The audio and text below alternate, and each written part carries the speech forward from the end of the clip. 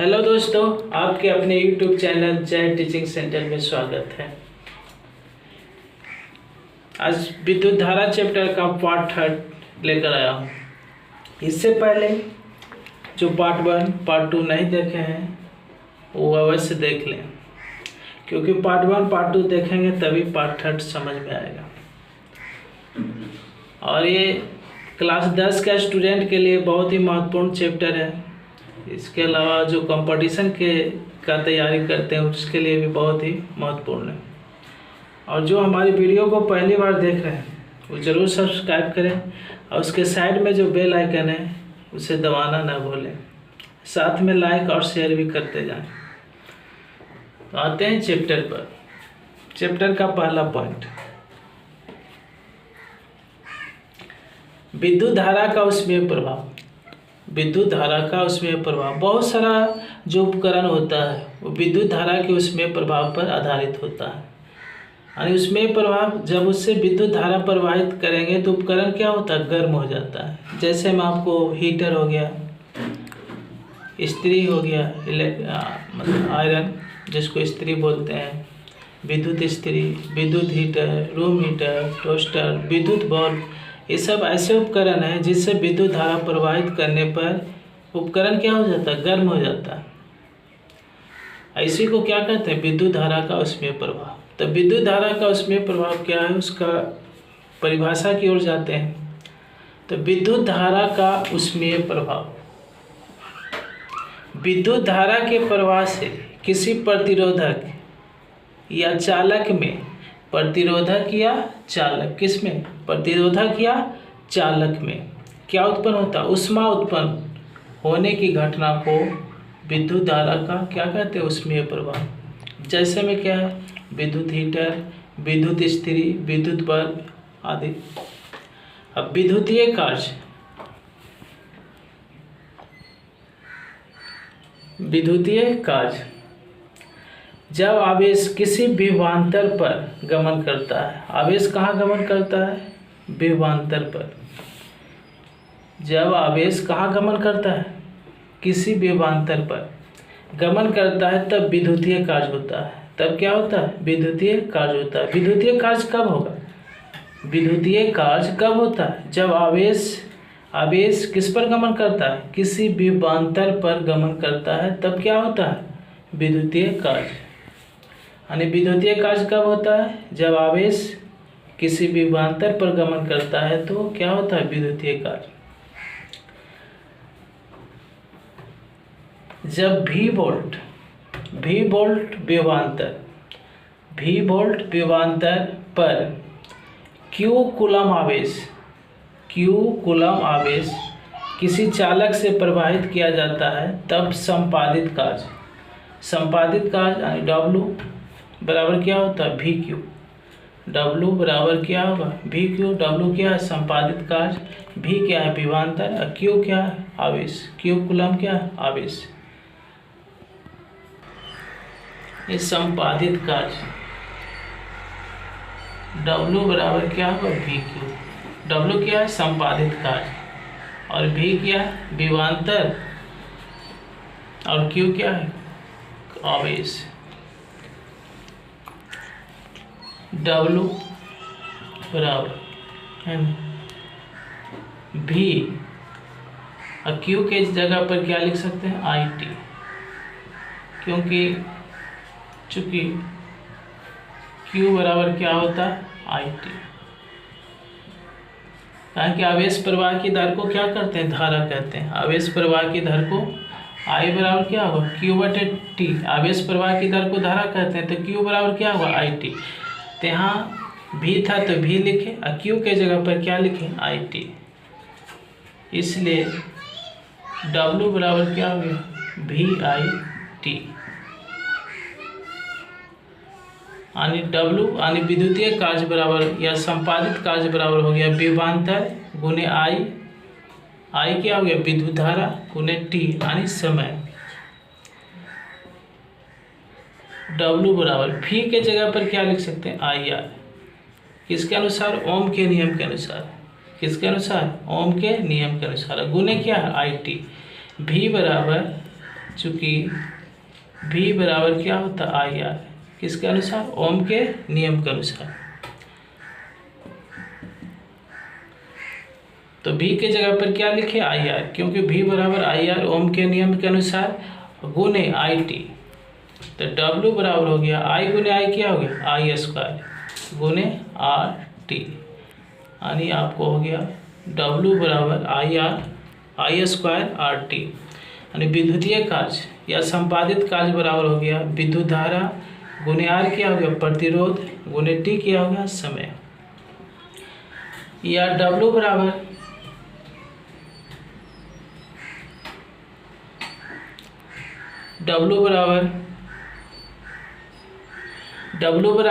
आई के जगह पर, जैसे आप भी देखें, चूँकि V बराबर आई आर, तो V आर गुना में इधर आएगा तो क्या होगा भागा में, तो V बटे आर बराबर आई, यानी आई बराबर क्या हो गया V बटे आर।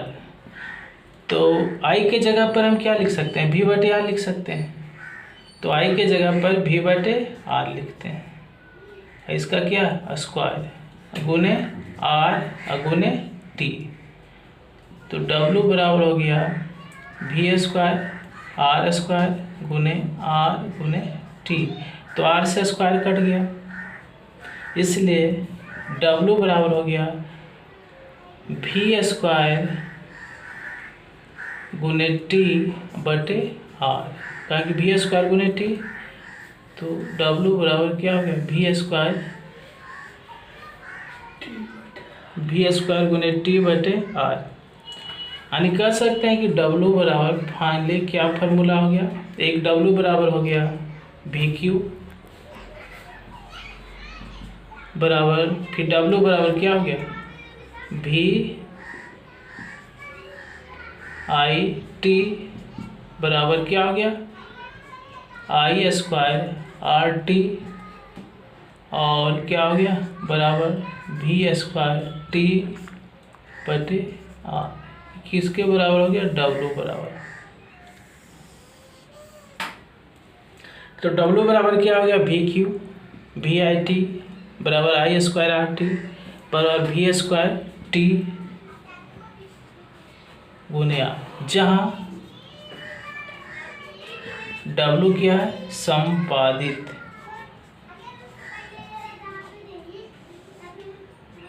कार्य, और V क्या है विभवांतर,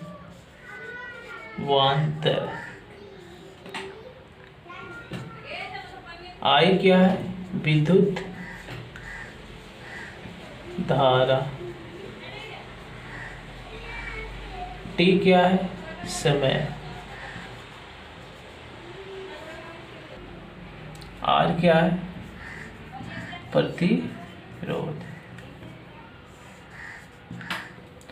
इसमें एक बार देख लेते हैं W क्या हो गया विद्युत संपादित कार्य, V विभवांतर, Q आवेश, Q क्या है आवेश,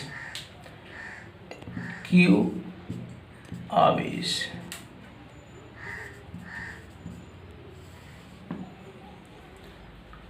Q आवेश, V विभवांतर, I विद्युत धारा, T समय, I फिर क्या विद्युत धारा। तो ये क्या हुआ विद्युतीय कार्य से संबंधित फॉर्मूला, यानी ये कह सकते हैं संपादित कार्य से संबंधित फॉर्मूला। तो संपादित कार्य W बराबर VQ बराबर V आई टी बराबर आई स्क्वायर आर टी बराबर V स्क्वायर टी बटे आर।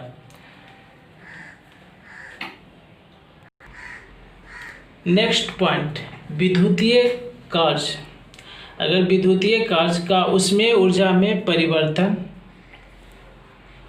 नेक्स्ट पॉइंट क्या है विद्युतीय कार्य का उसमें ऊर्जा में परिवर्तन। विद्युतीय कार्य का किस में परिवर्तन, उसमें। जैसे एग्जाम्पल में हीटर देखते हैं, हीटर से जब विद्युत धारा प्रवाहित करते हैं तो जो विद्युतीय कार्य होता है वो किस में बदल जाता है उष्मा में। या स्त्री से हम आयरन करते हैं, आयरन, तो जितना भी विद्युतीय ऊर्जा है किस में बदल जाता है उसमें ऊर्जा। तो विद्युतीय कार्य का किस में परिवर्तन होना, उसमें ऊर्जा में परिवर्तन होना। यदि विद्युतीय कार्य का रूपांतरण, जो भी विद्युतीय कार्य है जैसे आयरन से जो काम करते हैं या हीटर पर खाना या कुछ भी करते हैं, वो क्या है, विद्युतीय कार्य। तो विद्युतीय कार्य का रूपांतरण पूर्णतः उसमें ऊर्जा में हो जाए। किस में हो जाए, उसमें ऊर्जा। तब H बराबर क्या होगा, I square R T. H square बराबर क्या होगा, H बराबर क्या होगा, H बराबर क्या होगा, I स्क्वायर आर टी। इसका किस में होगा, जूल में। अगर जूल को हम कैलोरी में बदलेंगे तो किससे भागा देंगे, 4.2 से, क्योंकि चूंकि 1 कैलोरी बराबर होता है 4.2 जूल। 1 कैलोरी बराबर कितना होता है, 4.2 जूल। तो विद्युतीय कार्य किस में परिवर्तन हो जाए, उसमें ऊर्जा में। तो उसमें ऊर्जा बराबर क्या होगा, I square R T joule. अब इसको कैलोरी में बदलेंगे तो किस, जूल को कैलोरी में बदलेंगे, किसको, जूल को कैलोरी में बदलेंगे तो 4.2 से भागा देंगे, क्योंकि 1 कैलोरी बराबर होता है 4.2 जूल। नेक्स्ट पॉइंट आते हैं, जब किसी चालक से विद्युत धारा प्रवाहित होती है, चालक से, जब भी विद्युत धारा का प्रवाह होगा चालक से, कुचालक से तो नहीं होगा। तो जब किसी चालक से विद्युत धारा प्रवाहित होती है, किससे, चालक से विद्युत धारा प्रवाहित होती है, तब चालक में उसमें ऊर्जा उत्पन्न होती है। चालक में क्या होता है, उसमें ऊर्जा उत्पन्न होता है। इसी के कारण उपकरण क्या होता है, गर्म हो जाता है। तो चालक में क्या उत्पन्न होता है, उसमें ऊर्जा उत्पन्न होती है। इस संबंध में जूल के 3 नियम है। जूल के कितना नियम है, तो पहला नियम है H proportional I square. H proportional क्या, I स्क्वायर, जहाँ R तथा T नियत है। जहाँ R और T क्या है, नियत है, नियत हो, जहाँ R और T क्या, नियत हो। दूसरा है H प्रोपोर्शनल R, जहाँ H प्रोपोर्शनल R, जहाँ I स्क्वायर तथा T नियत हो। तीसरा है H प्रोपोर्शनल T, जहाँ I स्क्वायर तथा R, I स्क्वायर अर्थात I स्क्वायर अर्थात I तथा R नियत हो। तो जूल से संबंध में, जूल से संबंध क्या था, 3 नियम था। कब, जब विद्युत धारा प्रवाहित करेंगे, जब चालक से क्या प्रवाहित करेंगे, विद्युत धारा, तब चालक में उसमें ऊर्जा उत्पन्न होगी। जब चालक में उसमें ऊर्जा उत्पन्न होगी तो इससे संबंध में जूल ने 3 नियम दिया था। पहला नियम H प्रोपोर्शनल I स्क्वायर, जहाँ R तथा T नियत है। दूसरा H प्रोपोर्शनल R, जहाँ I स्क्वायर अर्थात I तथा T नियत है। H प्रोपोर्शनल T, जहाँ I स्क्वायर अर्थात I तथा R नियत है। नेक्स्ट पॉइंट, विद्युत शक्ति क्या है, विद्युत शक्ति। तो किसी विद्युत परिपथ में विद्युत ऊर्जा के व्यय की दर को, विद्युत परिपथ में, किसमें, किसी विद्युत परिपथ में विद्युत ऊर्जा के व्यय की दर, विद्युत ऊर्जा के व्यय की दर को उस परिपथ की विद्युत शक्ति कहते हैं। अथवा विद्युतीय कार्य करने की दर को क्या कहेंगे, विद्युतीय सामर्थ्य या शक्ति कहते हैं। तो विद्युतीय कार्य करने की दर को, विद्युतीय कार्य करने की दर को विद्युतीय सामर्थ्य या विद्युत शक्ति कहते हैं। तो विद्युतीय सामर्थ्य या शक्ति बराबर, जिसको इंग्लिश में पावर बोलते हैं, बराबर क्या होता है, विद्युतीय कार्य बटे समय। तो विद्युतीय कार्य बटे समय, यानी शक्ति को P से सूचित करते हैं और कार्य को W से और समय को T से, यानी P बराबर क्या हो गया, W बटे T। या विद्युतीय कार्य बराबर हो गया आपको, विद्युतीय शक्ति बराबर हो गया विद्युतीय कार्य बटे समय।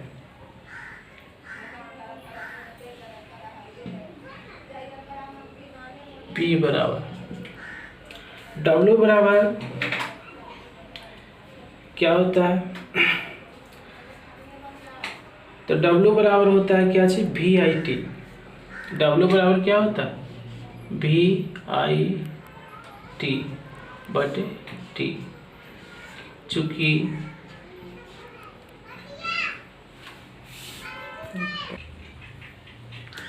तो W बराबर क्या होता है? VIT।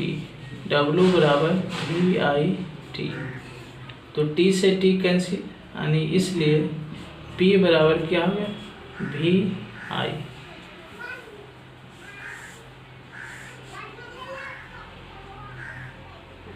तो विद्युतीय शक्ति बराबर क्या होगा? V क्या हो गया? विभवांतर। I क्या हो गया? विद्युत धारा। I किसका मात्रक है? विद्युत धारा का।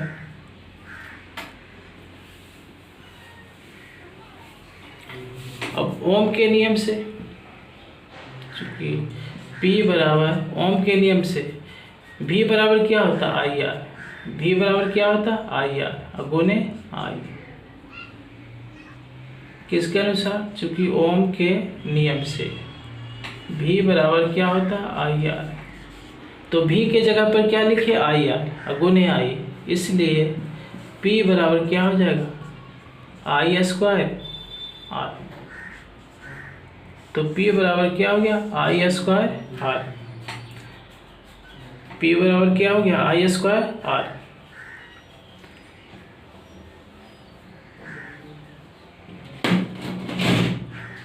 अब चलते हैं यहाँ पर। P बराबर I बराबर क्या होता है? अभी देखें कि V बराबर क्या होता है? IR। V बराबर IR, तो V बटे R बराबर I। R गुना में इधर आएगा तो भागा में, चूंकि इसलिए तो यहाँ क्या है? P बराबर I स्क्वायर R। तो I के जगह पर क्या लिख सकते हैं? V बटे R। तो V बटे R का स्क्वायर, V बटे R का स्क्वायर अगुने R, तो V स्क्वायर बटे R स्क्वायर गुने R। तो R से क्या कट जाएगा? स्क्वायर, तो क्या बचेगा? V स्क्वायर बटे R। किसके बराबर हो गया? P के बराबर। तो P बराबर क्या हो गया? W बटे T हो गया, VI हो गया, और I स्क्वायर R हो गया, और V स्क्वायर R हो गया। तो फाइनली P बराबर पहला क्या हो गया? W बटे T बराबर VI बराबर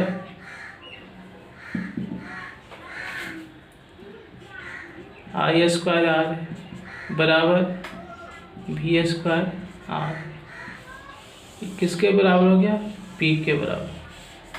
तो P बराबर हो गया W बटे T गुने VI गुने I स्क्वायर R बटे V स्क्वायर बटे R,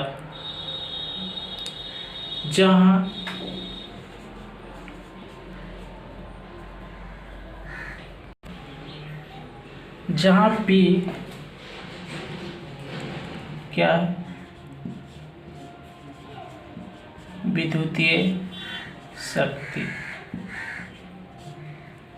या सामर्थ्य। W क्या है? विद्युतीय कार्य। V क्या है? विभवांतर। I क्या है? विद्युत धारा। R क्या है? प्रतिरोध।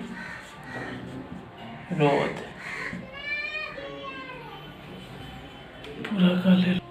यहाँ पर आप लोग स्टूडेंट्स अगर इसका पूरा स्क्रीन का मतलब लेना चाहते हैं तो ले सकते हैं। यहाँ आप लोग स्क्रीनशॉट ले सकते हैं पूरा का। तो नेक्स्ट पॉइंट पर आते हैं। विद्युत शक्ति का ऐसा मात्रक क्या होता है? वाट होता है। विद्युत शक्ति का ऐसा मात्रक क्या होता है? वाट।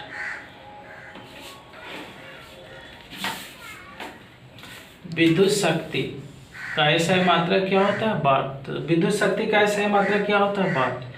अब विद्युत शक्ति का ऐसा मात्रक, विद्युत शक्ति का ऐसा मात्रक बराबर विद्युतीय, कहें कि P बराबर क्या होता है? W/T। P बराबर क्या होता है? W/T। तो P क्या है? विद्युत शक्ति। तो विद्युत शक्ति का ऐसे मात्रक, और W क्या है? विद्युतीय कार्य। तो विद्युतीय कार्य का ऐसे मात्रक, और T क्या है? समय का ऐसे मात्रक।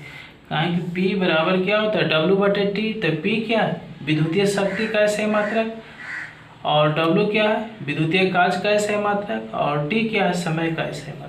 तो विद्युत शक्ति का ऐसे मात्रक क्या होता है? वाट। विद्युतीय कार्य का ऐसा मात्रक जूल, और समय का मात्रक सेकेंड होता है। तो वाट का संकेत होता है W, और जूल का संकेत J, और समय का संकेत सेकेंड S होता है। सेकेंड का संकेत क्या होता है? S। तो 1 वाट बराबर क्या होगा? 1 जूल प्रति सेकेंड। 1 वाट बराबर क्या होगा? 1 जूल प्रति सेकेंड। तो 1 वाट किसे कहेंगे? 1 वाट।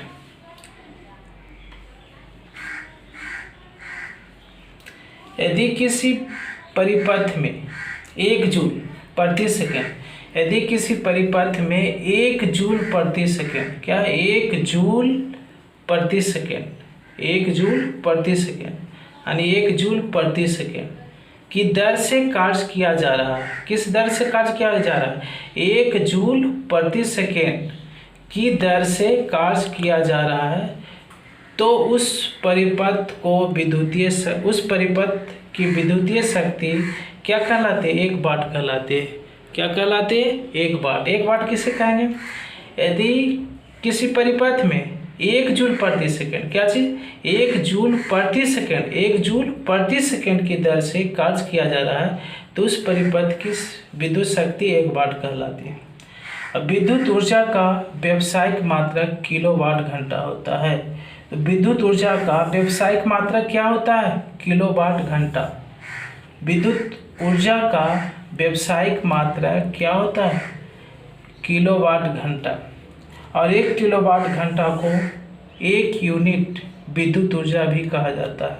1 किलोवाट घंटा को क्या कहा जाता है? 1 यूनिट। 1 किलोवाट घंटा को क्या कहा जाता है? 1 यूनिट विद्युत ऊर्जा भी कहा जाता है। तो विद्युत शक्ति का मात्रक वाट होता है, जो छोटा है, और इससे बड़ा मात्रक होता है किलोवाट। विद्युत शक्ति का मात्रक हॉर्स पावर भी होता है। 1 हॉर्स पावर बराबर होता है 1 HP। HP का मतलब हॉर्स पावर। 1 HP बराबर कितना होता है? 746 वाट। 1 HP बराबर कितना? HP मतलब हॉर्स, और P मतलब पावर, यानी हिंदी में बोल सकते हैं अश्व शक्ति। क्या बोल सकते हैं? 1 अश्व शक्ति। 1 अश्व शक्ति बराबर क्या होगा? 746 वाट। इंग्लिश में बोलते हैं हॉर्स पावर। हॉर्स मतलब अश्व, P मतलब पावर, पावर में शक्ति। अब हो गया 1 किलो वाट घंटा। तो 1 किलो वाट को क्या लिख सकते हैं? 1 किलो वाट गुने 1 घंटा। तो 1 किलो वाट बराबर कितना होता है? 1000 वाट। और 1 घंटा बराबर 60 गुने 60 सेकेंड। तो गुना करते हैं 6 छक 36 पर क्या 0? 3 0 4 5 0। ये हो गया वाट सेकेंड, यानी 3.6। कहेंगे के बाद दशमलव लाए 1 2 3 4 5 6, तो 10 पर पावर 6। वाट सेकेंड को क्या कहेंगे? जूल भी। वाट सेकेंड को क्या कहेंगे? जूल। यानी 1 किलो वाट घंटा KW से किलोवाट, एस से क्या हो गया घंटा। तो 1 किलोवाट घंटा बराबर हो गया 3.6 गुने 10 पर पावर 6 वाट सेकेंड बराबर 3.6 गुने 10 पर पावर 6 जूल, क्योंकि वाट सेकेंड को क्या बोलते हैं, जूल। तो 1 किलोवाट घंटा बराबर कितना हो गया, 3.6 गुने 10 पर पावर 6 वाट सेकेंड, या बराबर 3.6 गुने 10 पर पावर 6 जूल। इसका भी आप लोग शॉर्ट स्क्रीन ले सकते हैं।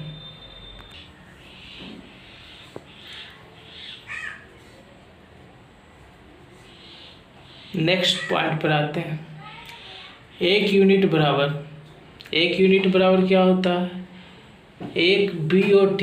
BOT का फुल फॉर्म होता है, B का मतलब board of trade unit, BOT का फुल फॉर्म हो गया बोर्ड ऑफ ट्रेड यूनिट। तो 1 यूनिट बराबर होता है 1 BOT बराबर 1 किलोवाट घंटा होता है, या 3.6 गुने 10 पर पावर 6 जूल, या इसको कह सकते हैं 3.6 गुने 10 पर पावर 6 वाट सेकेंड।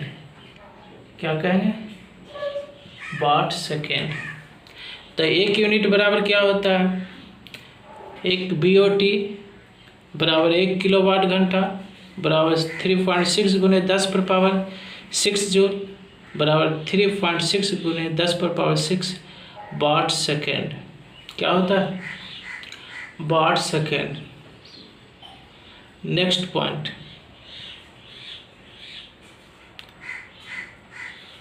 नाइक्रोम। ये किसका मिश्र धातु है, नाइक्रोम। मुख्यतः इसमें तो निकेल और क्रोमियम होता है। नाइक्रोम निकेल, क्रोमियम, मैग्नीज तथा लोहा का मिश्र धातु है।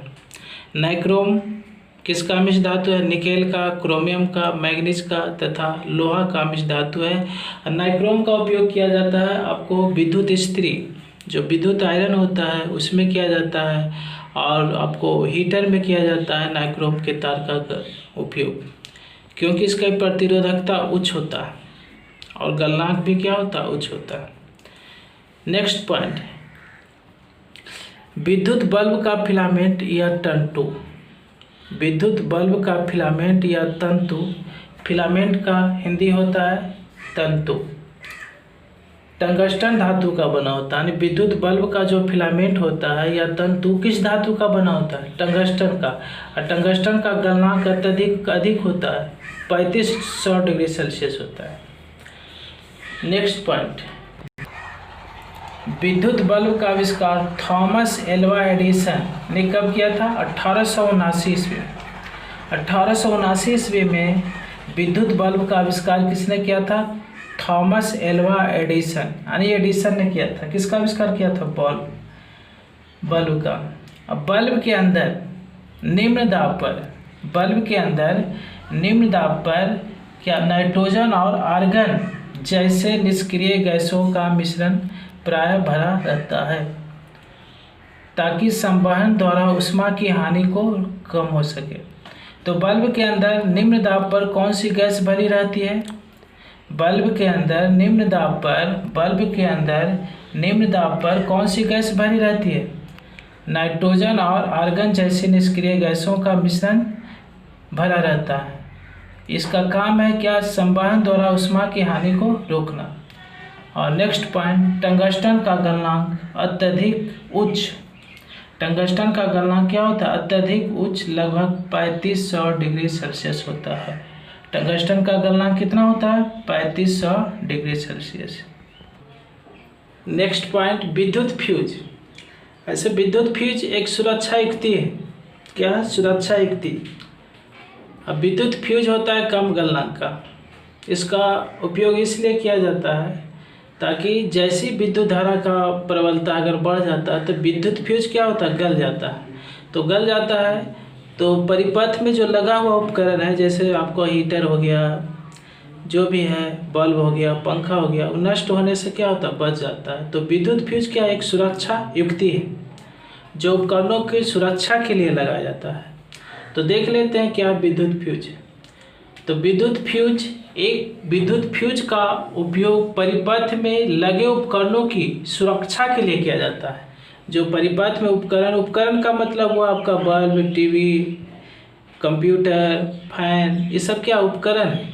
तो उपकरणों की सुरक्षा के लिए किया जाता है। यह इसमें टीन 63%, शीशा 37% की मिश्र धातु का बना होता है। यानी कह सकते हैं कि विद्युत फ्यूज किसका बना होता है, किस धातु का, मिश्र धातु का बना होता है। तो विद्युत फ्यूज टीन और शीशा का बना होता है। विद्युत फ्यूज किस मिश्र धातु का बना होता है, टीन एवं शीशा मिश्र धातु का बना होता है। और विद्युत फ्यूज को सदैव किस क्रम में जोड़ा जाता है, श्रेणी क्रम में। यह सदैव परिपथ के साथ श्रेणी क्रम में जोड़ा जाता है और इसका गलनांक कम होता है। गलनांक इसलिए कम होता है ताकि विद्युत धारा का प्रवाह एकाएक बढ़ जाता है तो फ्यूज क्या होगा, गल जाएगा और इसमें जो परिपथ में जो लगा हुआ उपकरण नष्ट होने से क्या होगा, बच जाएगा। इसलिए विद्युत फ्यूज जो होता है कम गलनांक का होता है और श्रेणी क्रम में जोड़ा होता है। और किसको मिलाने से बनता है, टीन और शीशा का मिश्र धातु होता है। इसलिए फ्यूज को क्या कहते हैं, एक सुरक्षा युक्ति कहते हैं। सुरक्षा के दृष्टिकोण से फ्यूज बहुत ही महत्वपूर्ण है। नेक्स्ट पॉइंट, अनुमतांक या क्षमता। अनुमतांक या क्षमता, जिस मान पर पहुंचते ही फ्यूज गल जाता है उसे फ्यूज या फ्यूज तार का अनुमतांक या क्षमता कहते हैं। अनुमतांक या क्षमता क्या, जिस मान पर पहुंचते ही फ्यूज क्या होता है, गल जाता है, उसे फ्यूज या फ्यूज तार का अनुमतांक कहते हैं। मान लिया जाए कि आपका है 5 एम्पियर का फ्यूज है। कितना फ्यूज है, 5 एम्पियर। तो 5 एम्पियर से जैसे विद्युत धारा, अगर फ्यूज आपका 5 एम्पियर है तो इसका क्या अर्थ है, इसका अनुमतांक क्या होगा। तो 5 एम्पियर से जैसे आपका विद्युत धारा का मान बढ़ेगा, 5 एम्पियर से जैसी विद्युत धारा का मान बढ़ेगा फ्यूज क्या होगा, गल जाएगा, है ना। तो क्या कहता है, अनुमतांक या क्षमता, जिस मान पर पहुंचते ही फ्यूज गल जाता तो उसे फ्यूज या फ्यूज तार का अनुमतांक कहते हैं। अगर किसी फ्यूज तार का अनुमतांक 5 एम्पियर है, फ्यूज तार का अनुमतांक कितना है, 5 एम्पियर। तो 5 एम्पियर है तो इसका अर्थ क्या होगा कि 5 एम्पियर से जैसे विद्युत धारा का प्रवाह बढ़ेगा फ्यूज गल जाएगा। और जब फ्यूज गल जाएगा तो जो परिपथ में लगा हुआ उपकरण नष्ट होने से बच जाएगा। और नेक्स्ट पॉइंट जो लास्ट है, तो 1 इलेक्ट्रॉन पर कितना आवेश होता है। तो 1 इलेक्ट्रॉन पर कितना आवेश होता है, 1.6 × 10⁻⁻⁹ कूलाम। ये माइनस में होता है, किस में होता है, माइनस में। तो 1 इलेक्ट्रॉन पर कितना आवेश होता है, 1.6 × 10⁻⁻⁹ कूलाम माइनस में होता है आवेश।